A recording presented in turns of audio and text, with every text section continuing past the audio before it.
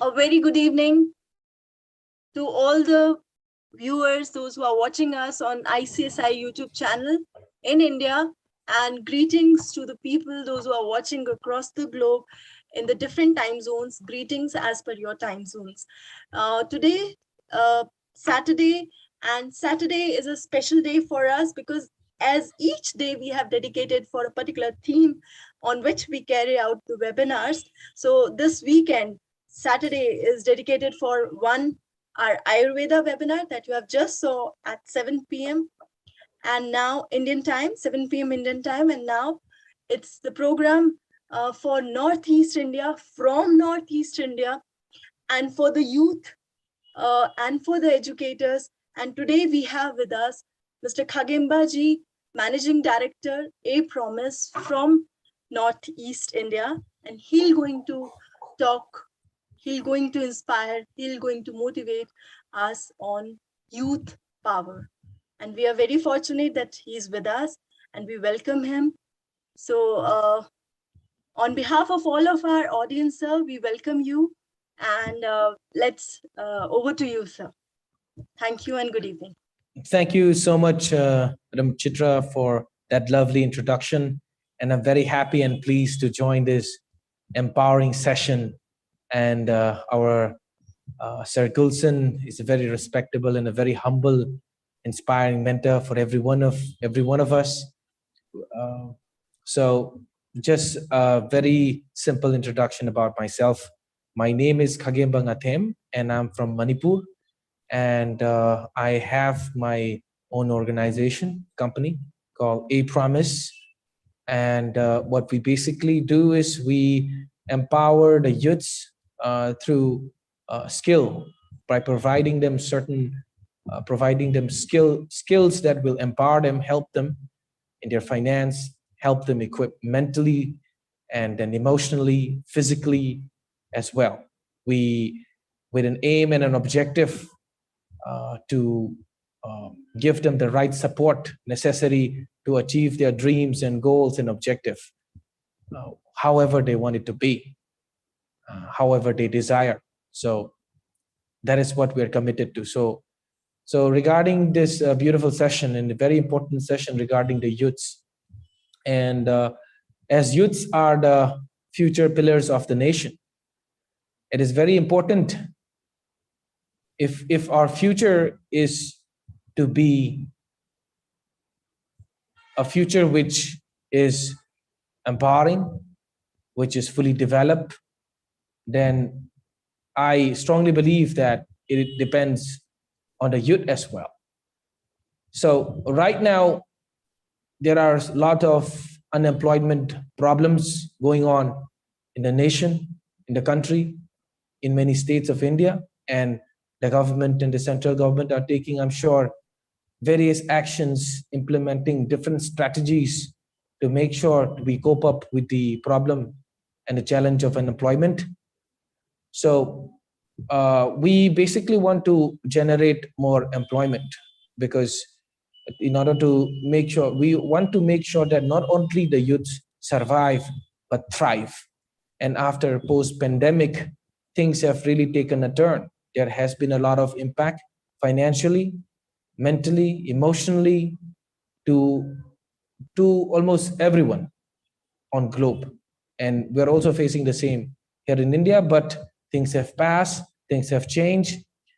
And so, yeah, we also have to be really prepared about what might happen, as it has not yet ended.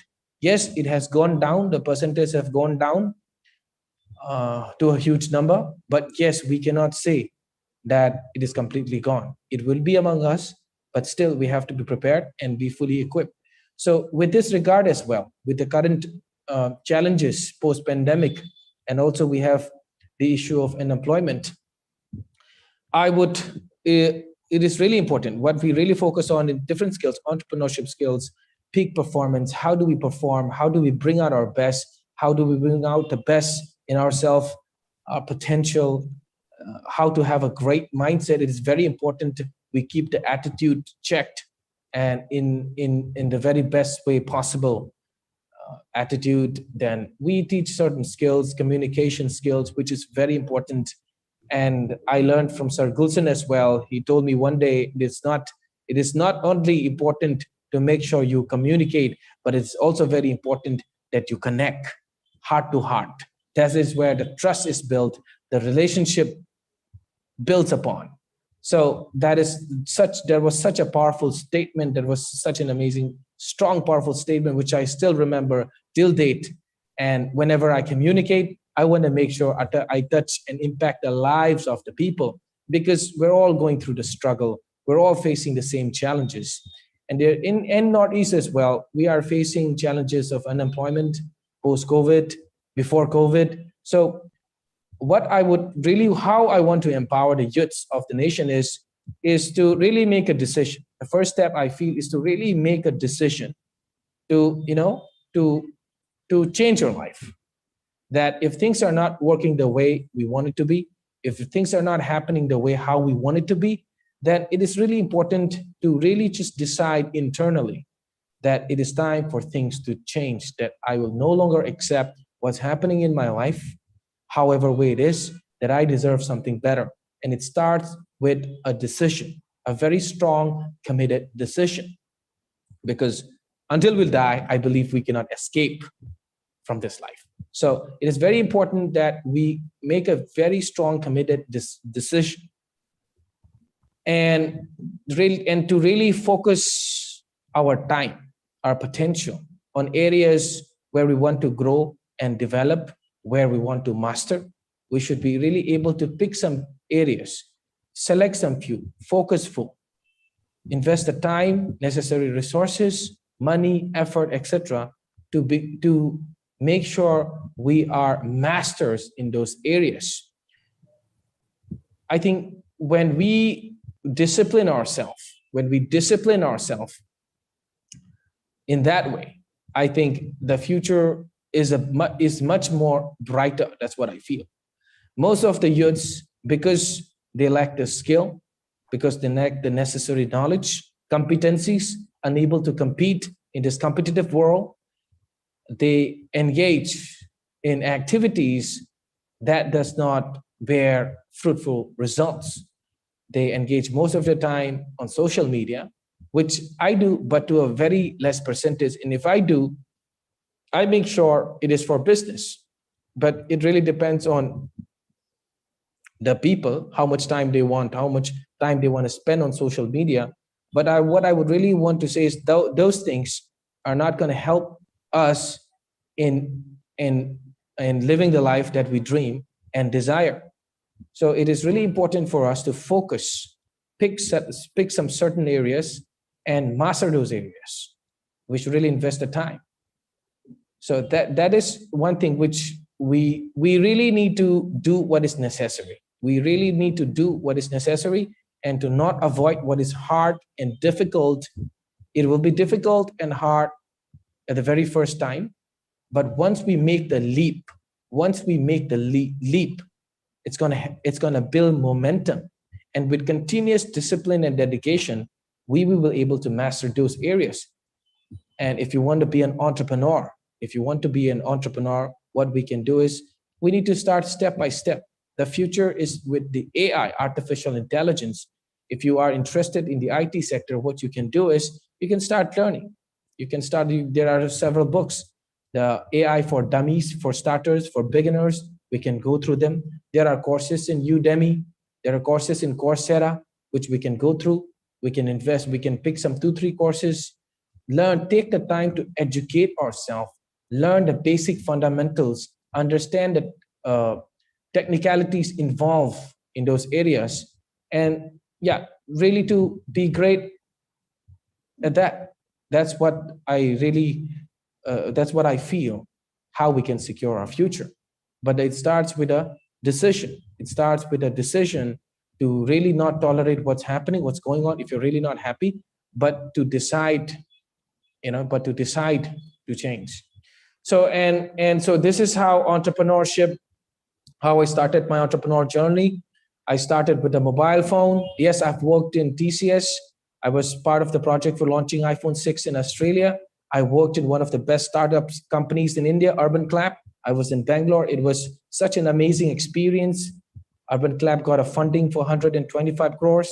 And then later on, it got a funding of almost around 2,000 crores and had a market valuation of 2.1 billion. And it was such an amazing experience to work with those people. They're so committed. So I learned a lot through Urban Clap. The founders, Abhiraj, I met him directly, spoke with him. He came to our team. We had a dinner together. We had a lunch together. And yeah, I pretty much learned work ethic over there, which is much required. So when we study most of the successful people, we found out that the one thing they're very strong is their work ethic. I mean, if we just master this area as well, the work ethic, the ability to work for longer hours continuously and persistently, we will be able to master, and with the right strategies. So I got inspired. The founders of Urban Clap were very young, and they had such a huge achievement. They got thousands of crores funded for their company and all. And wow, it was great. So that is all possible, but they also had their tough times as well, tough journey as well. They also had their tough journey as well. When they started their first company, they failed, right? And then when they quit their company, they were working in US, right? In a very reputed firm. They quit their work, came back to India, and the co-founders got together and they started a company. But then they soon realized they failed. And so they started another company called this Urban Clap, and it started from scratch. It started from scratch. We have to keep building the momentum. We have to keep nurturing. We have to keep watering every single day. And as we know the phrase, Rome was not built in a day. So it takes time. But what's important is the sincerity. What's important is the dedication. What's important is the will, right? And that's how we can make it happen. There are stories of people who have made it big. The KFC, right? Colonel Sanders failed 1,009 times, but his will, his determination to succeed and win was very strong, that he made it happen. So what I really feel, what I feel is we really don't lack the resources, right? In order to start a startup company, you don't have to have crores and crores of rupees. Most of the startup companies started from a very humble beginning, but it is the hunger and the passion and the drive that makes the difference. So what I feel is what we're really lacking is not, if you read, and one more thing I just remembered, if you study this book, if you go through this book called The $1 Billion Secret, a guy, secret, yes, a $1 billion secret, yes. The $1 Billion Secret was a book written by a guy. He was a millionaire, but he wanted to be a billionaire. So success leave clues. Success leave clues. So if you want to be, if you have a dream, if you have a goal, and if you want to achieve it, the easiest and the smartest way would be to get around people who've already achieved that dream or that goal, which you have set. So this guy was a millionaire and he wanted to become a billionaire. So what he did was he studied billionaires for 6 years. And to his surprise, it was found out that the billionaires whom he studied started from a very humble beginning. I mean, from a very financially very poor background. I mean, there was no economic advantage.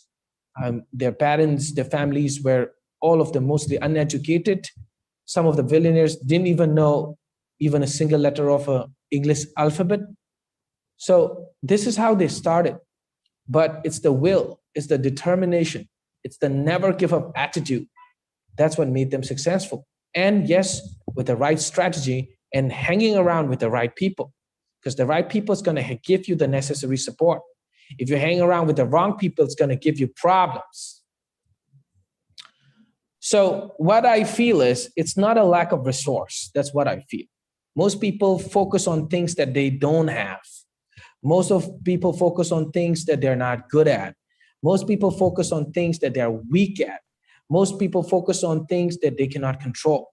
And if we focus on those things, what we're weak at, what we're not good at, what we cannot control, then we will obviously become disempowered.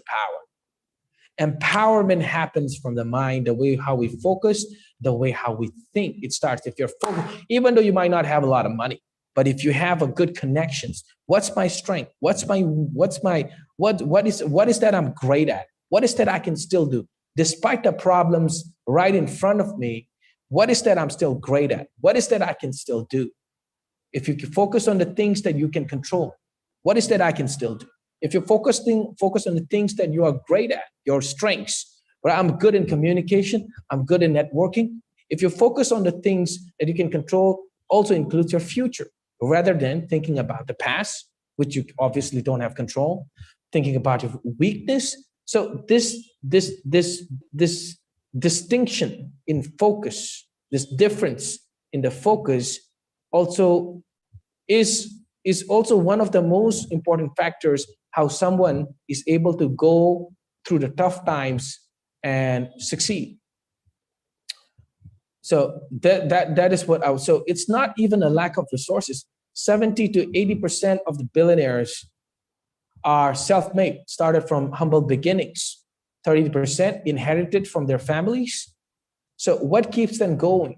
It's the motivation, it's the focus, it's the choice, it's the thinking. We still have a chance, and we can still make it great. But it's all a matter of choice. So we have to even take care of how we think, our thought patterns. We have to be conscious. We have to be aware of how we're thinking, because if we don't become aware of what's going on, then we're being carried away, and we are out of control, right? And that's much dangerous. So that's what I would say. It's very important to control our mind, to stand guard of how we think, what we think, the focus. And yes, energy is very vital, and it's very important for success. Energy. We have to make sure we're energetic most of the time, because why most people do not take action is because they're fearful. They're unresourceful.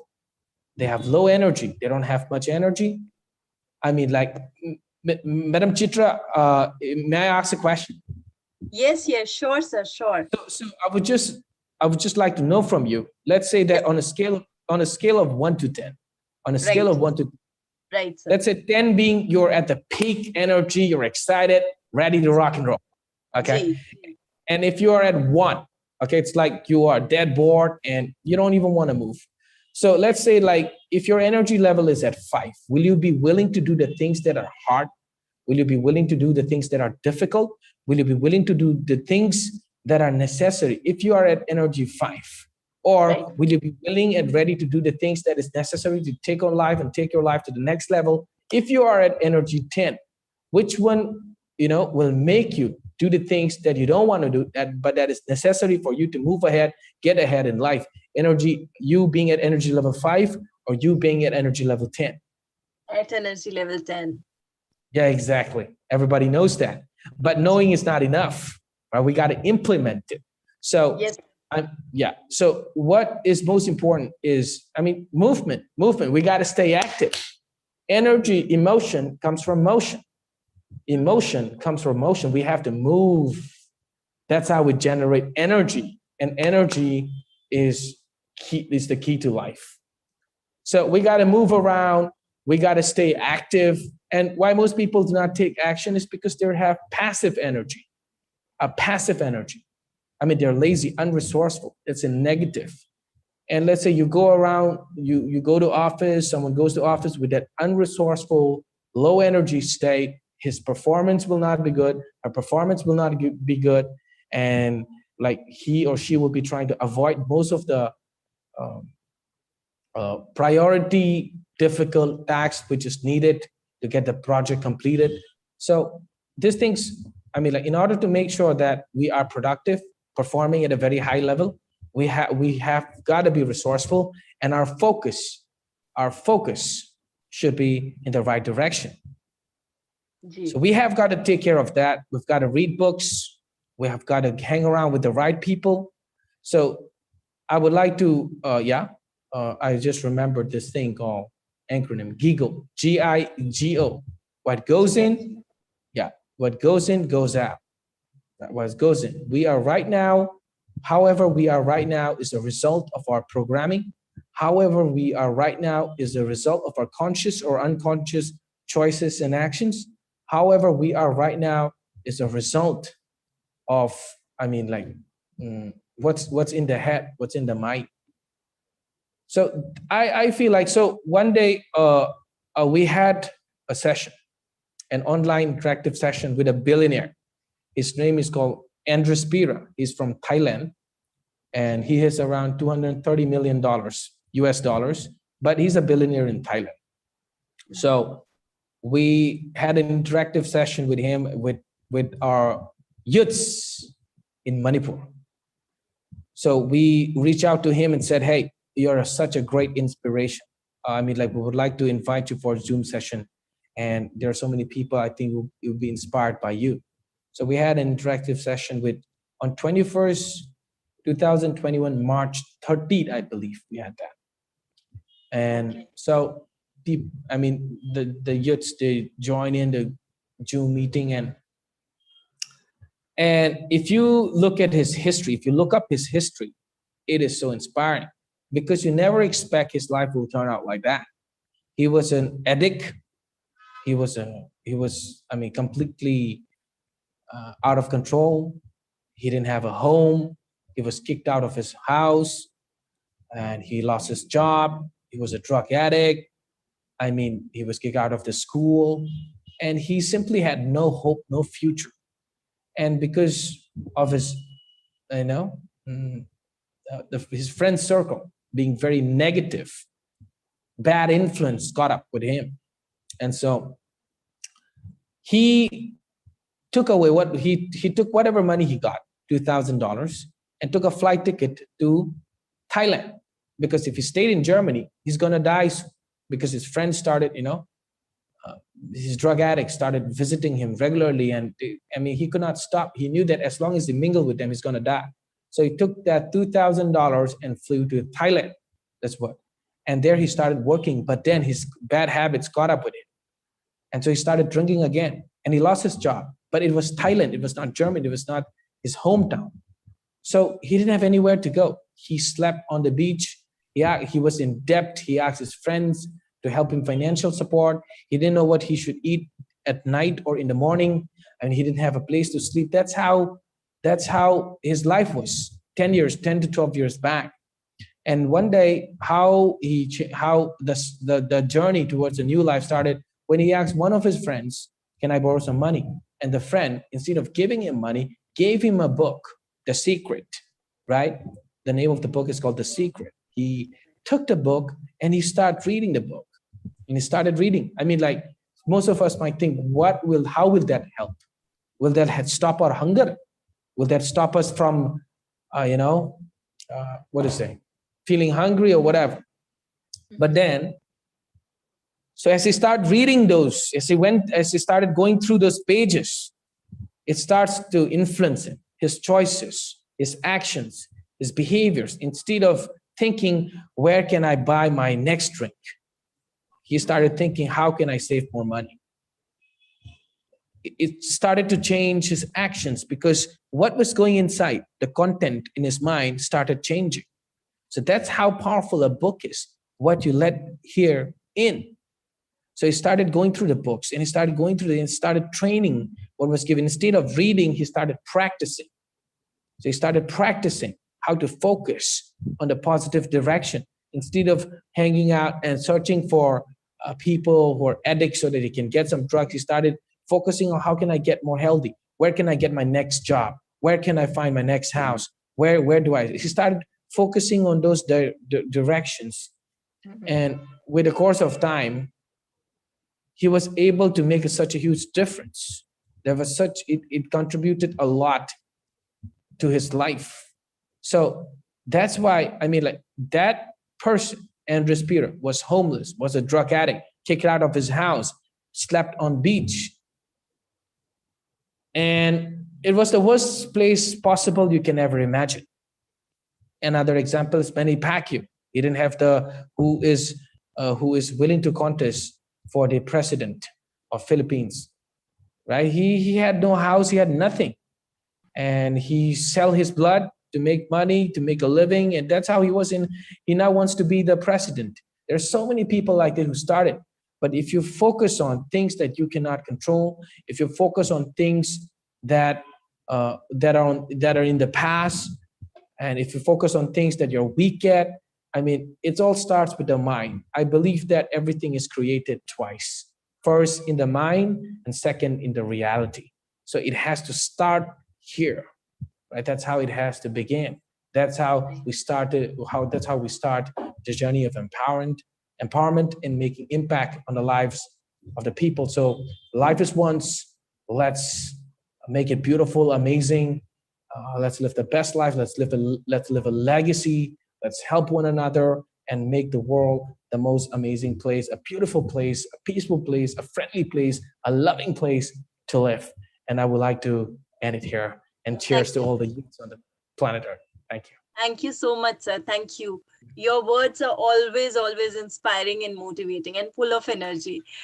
With your permission, I would like to take few questions those our audience have asked, if you allow me, for another 5 minutes. Sure, please. So the very first question that I want to ask, that has been asked by one of the viewers: how do I effectively manage my time and prioritize accordingly? So basically, he's asking about time management. Yeah. So we have to. There's a formula called chunking. There are so many things. You see, people get stressed because there are so many things to be done, and all of them seem to be important. So one of the ways, is there are so many ways to explain this. Is one of the ways I feel is chunking. You have to, let's say, you have to have a pen and a paper handy, and you have to write down all the things that you feel is important, all the tasks and activities that you feel that you must complete. And you have to chunk it accordingly. There's 1, 2, 3 things, like washing dishes, then sweeping the floor, or whatever. You have to chunk it accordingly, right? 3 of the tasks belongs to kitchen. 4 of the things belongs to work. 5 of these activities belongs to, going out with my friends. So you have to categorize accordingly and chunk it. And you have to chunk it. That way, all the things, right, will be in different departments, in different compartments. You'll be putting them in different boxes. And so and then from there, you can further go by this principle, 20/80 rule. What is the first most important thing? Of these 3 things, I cannot do all of it at the same time. What's that one thing if I do that's going to make my day more productive, that's going to enhance my result? So after you segregate, after you put them in different compartments, then you can go for the Pareto principle, which is 20% of the activities give 80% of the result. So at the end of the day, what you want is 80% of the result completed. So you have to prioritize accordingly, 20/80 rule. This is one of the ways, one of the strategies or methods which I follow and prioritize. Khagemba sir, your mic has been muted. Yes. Now we can. Now it's on. Okay, so thank you for your answer, sir. Another question is there. I think this is by some student. So he's asking that while preparing the resume, when the question comes to write your strength and the weaknesses, or during the interview when we asked strength and weaknesses, we don't know what are our strengths, what are weaknesses, how to get that, how to do the SWOT analysis, what to write in that, what is the best way to do that. So this is so in my company, so we had a lot of applicants who have submitted their resume and who looking for different job profiles. Mm-hmm. And so the first thing is you should really take the time to understand yourself, analyze it. So what you should do is really take the time to understand yourself.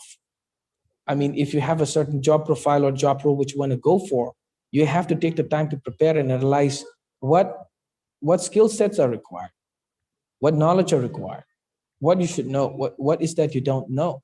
And what's really important is really take the time, go research in the Google, uh, you know, look up on those topics, job roles, what's required, what's not required. You should really take the time. So Right. yeah, and SWOT analysis is very important. You should know your strength. If you don't know how will you know your strength? Maybe, yeah, there are 4 levels. There are 4 levels. The first one is unconscious incompetence, which you don't know what you don't know. The second one is unconscious competence. I mean, you start knowing. Then unconscious competence. Then you start knowing what you don't know. Then the last one I feel is like the unconscious competence, like it becomes automatic. So there are different levels for, I mean, skills. I mean, the greater you are at a particular skill, the more automatic or unconscious it becomes. So what I feel is it's not going to just happen in a day. You have to take the time, look up, research about it, and educate yourself. That's how you will start understanding. You have to start doing it as well, not simply just reading it, because it's a process. It's a process which we go through, which we have to go through, and it's not just going to pop out on the table or on the spreadsheet or the a notebook. You have to really take the time to understand, to practice, and test it, and that's how you will go through it. Because if you're a student, if you just pass out from an exam, pass out from your school, you might not have a clue how you're good at it. So you have to practice, you have to educate yourself, and it's a process. That's how you come across. So Right. that's what I feel. Right. The very last question for this particular webinar, I would like to ask. Somebody is asking on the YouTube that what is the best way to introduce ourselves when we meet a person for the very first time? Yeah, the first thing is smile. Yes, sir. The first thing is smile. Say, I mean, it's great. It's important. The first 3 seconds is where you make someone feel. I mean, it's very important to smile because that's how you make someone relax. It's important to make the person whom you're talking to, make them feel comfortable. And yes, you have to make it simple. Keep it short and simple, and introduce about yourself. A very affirmative, assertive handshake is very important. Look at the person in the eye, smile, and introduce yourself. Tell your name, where you're coming from, and it depends on where you're going. If you're going for sales, if you're going for interviews, it's a different introduction. So if you're going for sales, then you have to start with something very interesting that's going to capture the attention. If you're going for an introduction for an interview, you have to keep it simple. You tell your name, or where you work, your qualifications, and yes, always end it up with a very positive note. And always, I want to make sure how you will be able to contribute and be able to contribute towards the objective or their goal. If you end up with that, it makes it more positive. Yeah. Right. Thank you, sir. Thank you for your feedback and the inspiring suggestions that you have given. And we'll Yes, thank you. definitely follow that. And thanks for coming in our webinar.